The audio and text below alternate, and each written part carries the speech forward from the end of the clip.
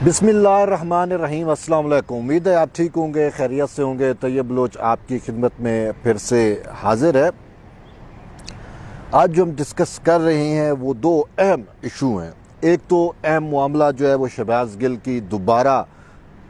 उसका रिमांड दिए जाना और उसके क्या असरात मुरतब होने लगे हैं, और दूसरा इमरान खान की जानिब से FIA को कुरा जवाब या साफ इनकार, तफ्तीश और तहकीक से मुतल्लिक साफ इनकार, और उसके क्या असरात होंगे। तो पहले हम शहबाज गिल के मामले पे जो है वो डिस्कस कर लेते हैं। जैसा कि आप सब वाकिफ़ हैं कि शहबाज गिल की जानिब से रियासती इदारों के सरबराहान के ख़िलाफ़ बगावत की जो साजिश है उससे मुतल्लिक मुकदमात दर्ज किए गए हैं, और फिर तकरीबन 4 रोज़ के लिए उनको रिमांड दिया गया था। 2 दिन पहले, 2 दिन बाद में, यानी कि 2 दिन पहले दिया गया था और अब ये 2 दिन, टोटल 4, यानी कि आज फिर से रिमांड हो गया। तो यूँ टोटल 4 दिन का रिमांड जो है वो दिया गया, और कानून में या आइन में मैक्सिमम 14 दिन का रिमांड जो है वो दिया जाता है किसी भी मुल्ज़िम से रिकवरी कराने के लिए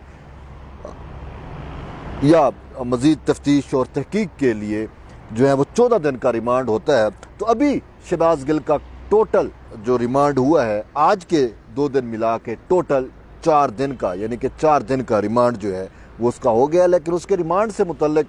मैं आपको बताऊं कि पहले अदालत ने, जुडिशरी ने, और ख़ासकर लोअर जुडिशरी ने 2 रोज़ का रिमांड दिया था और फिर रिमांड देने से इनकार कर दिया, और यूँ शहबाज गिल जुडिशल हो गए, अडियाला जेल में चले गए। जब जुडिशल हो जाता है तो वो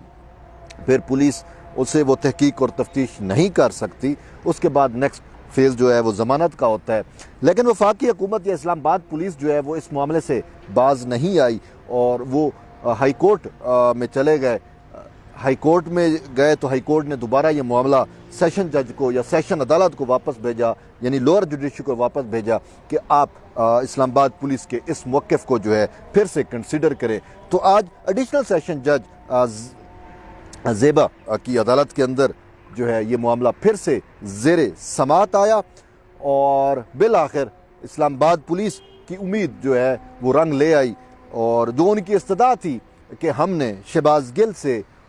मोबाइल फ़ोन रिकवर करना है और दीगर जो सहूलतकार थे, और जो बयान दिया गया वो बयान किसके कहने पे दिया गया, क्यों दिया गया, उसमें और कौन लोग शामिल या मुलव्विस थे। तो उस हवाले से हमें मज़ीद तहकीक और जो तफ्तीश करनी है उस पर अब के लिए जुडिशल रिमांड की यानी कि इजाज़त दे दी है। 2 रोज़ यानी 48 घंटों का रिमांड दिया गया है। 2 रोज़ अब वो पुलिस की कस्टडी में या पुलिस की तहवील में रहेंगे, इस्लामाबाद पुलिस की तहवील में रहेंगे, और इस्लामाबाद पुलिस जो है वो उनसे मज़ीद जो है वो तहकीक भी करेगी, तफ्तीश भी करेगी, यानी कि इसके आप फ़िज़िकल रिमांड कह सकते हैं। और अब इस फिज़िकल रिमांड के बाद तहरीक इंसाफ जो है उसमें काफ़ी खुलबली आप सब कह सकते हैं मच गई है, क्योंकि उनको ये तवक्को नहीं थी, और वो इस हवाले से बहुत ज़्यादा परजोश थे कि उनको मज़ीद रिमांड नहीं मिलेगा, बल्कि वो जेल में जो है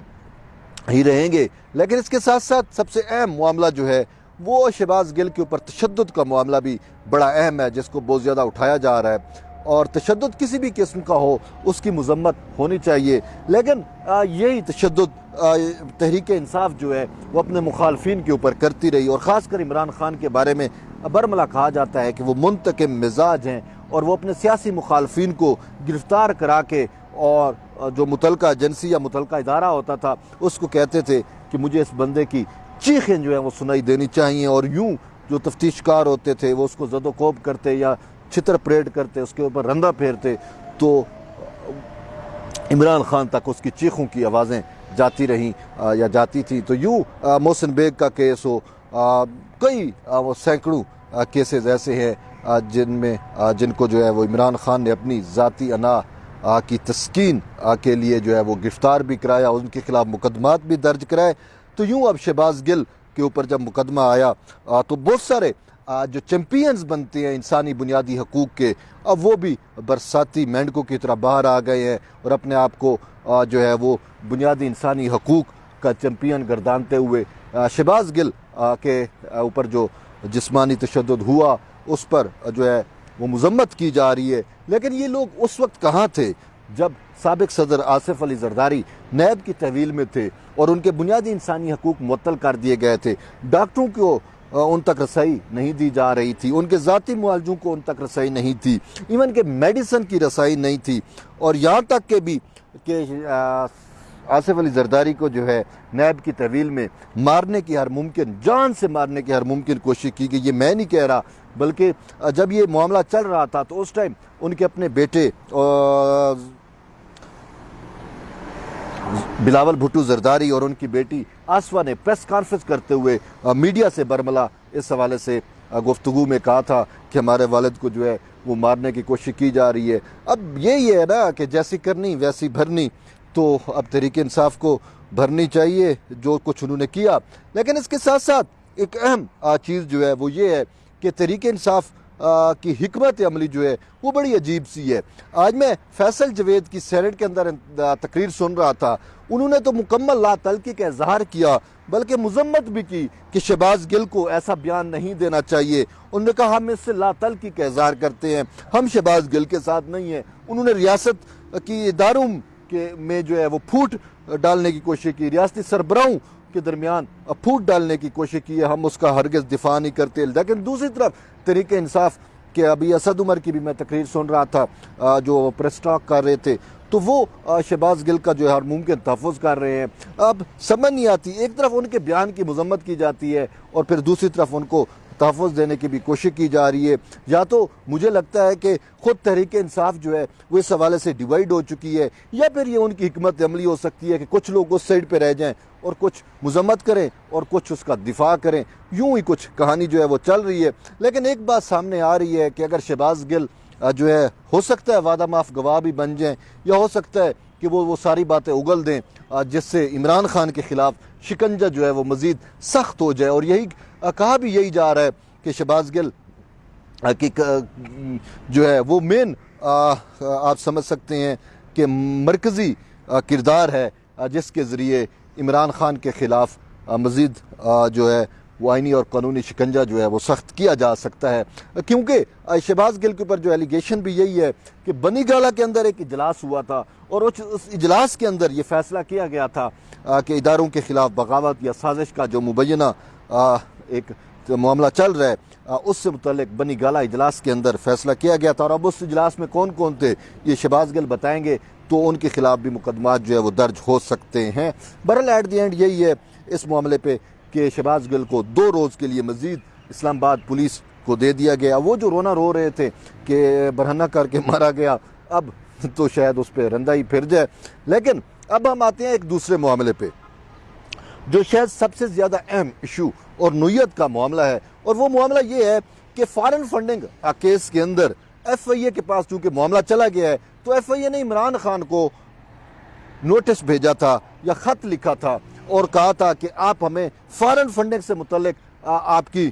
جو موقف ہے وہ ہمارے سامنے پیش کریں۔ اور یوں عمران خان نے آج اپنے ایک وکیل اور سابق اٹارنی جنرل بھی رہ چکے ہیں انور منصور، ان کے ذریعے ایف آئی اے کو جو ہے وہ جواب دے دیا ہے، اور جواب میں انہوں نے برملا انکار کیا ہے۔ انہوں نے کہا کہ میں پابند نہیں ہوں ایف آئی اے کو کسی قسم کا جو ہے وہ ریکارڈ دینے میں، کسی قسم کا جواب دینے میں، ایون کہ انہوں نے الٹا یعنی کہ نہلے پہ دہلے والی بات ہو گئی، ایف آئی اے کو جو ہے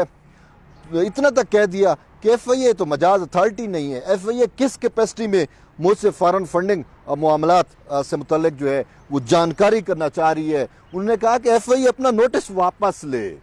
عمران خان نے یہ انتباہ کی ایف آئی اے کو کہ وہ اپنا نوٹس واپس لے، اگر ایف آئی اے نوٹس واپس نہیں لیتی تو پھر انہوں نے کہا کہ میں 2 دن بعد ایف آئی اے کے خلاف قانونی کارروائی کروں گا۔ تو یوں عمران خان نے الٹا جواب دینے کی بجائے یا اپنی صفائی دینے کی بجائے الٹا ایف آئی اے کے اوپر ہی جو ہے ایف آئی اے کے خلاف ہی سیدھا ہو گئے اور کہا کہ کون سا جواب، کیسا جواب، آپ الٹا کہا کہ آپ جو ہے اپنا نوٹس بھی واپس لیں، بس صورت دیگر میں جو ہے آپ کے خلاف کارروائی بھی کروں گا۔ اور ساتھ انہوں نے کہا کہ ایف آئی اے کو اختیار ہی نہیں ہے، ایف آئی اے تو مجاز اتھارٹی نہیں ہے۔ لیکن ہم نے دیکھا کہ ایف آئی اے بہت سارے معاملات اور اس نوعیت کے معاملات کو دیکھتی آئی ہے۔ اب دیکھنا یہ ہے کہ کیا ایف آئی اے جو ہے وہ واقعی اپنا نوٹس جو عمران خان کو اس نے جاری کیا ہوا ہے وہ واپس لیتی ہے، یا پھر فردر کارروائی کرتی ہے؟ اب اگر فردر کارروائی ہوتی ہے تو اس میں کیا ہو سکتا ہے؟ صاف ظاہر ہے کہ ہم نے دیکھا کہ عام نوعیت کا بھی کیس ہو تو اس میں ایف آئی اے جو ہے وہ بندے کو گرفتار پہلے کرتی ہے، مقدمہ بعد میں درج کرتی ہے۔ تو کیا ایسا ممکن ہے کہ ایف آئی اے عمران خان کو گرفتار کر سکتی ہے؟ محسن بیگ کا معاملہ دیکھیں، اور کسی بھی قسم کا نوعیت کا بہت سارے ایف آئی اے کے سینکڑوں کیسز ایسے ہیں جس میں بندے کو پہلے گرفتار کیا جاتا ہے، بعد میں مقدمات درج کیے جاتے ہیں۔ تو یوں عمران خان نے اب ایف آئی اے کو جو انکار کر دیا ہے تو اس کے بعد ایف آئی اے کی اسٹریٹجی کیا ہوگی؟ مجھے تو ممکنہ طور پہ نظر آ رہا ہے کہ پاسبل یہی ہے کہ ایف آئی اے جو ہے وہ عمران خان کو کسی وقت بھی جو ہے وہ اب گرفتار کر سکتی ہے۔ جی یہی چیز نظر ابھی آ رہی ہے۔ بہرحال اس حوالے سے دیکھیں گے کہ صورتحال کیسے ڈیولپ ہوتی ہے، اور مزید کوئی اہم خبر، اہم معلومات ہوگی تو ہم آپ سے ضرور شیئر کریں گے۔ اس وقت تک جڑے رہیے طیب بلوچ کے ساتھ، انشاءاللہ ایک نئی ویڈیو کے ساتھ دوبارہ آپ کی خدمت میں حاضر ہوں گے۔ تب تک کے لیے اجازت دیں، اللہ حافظ۔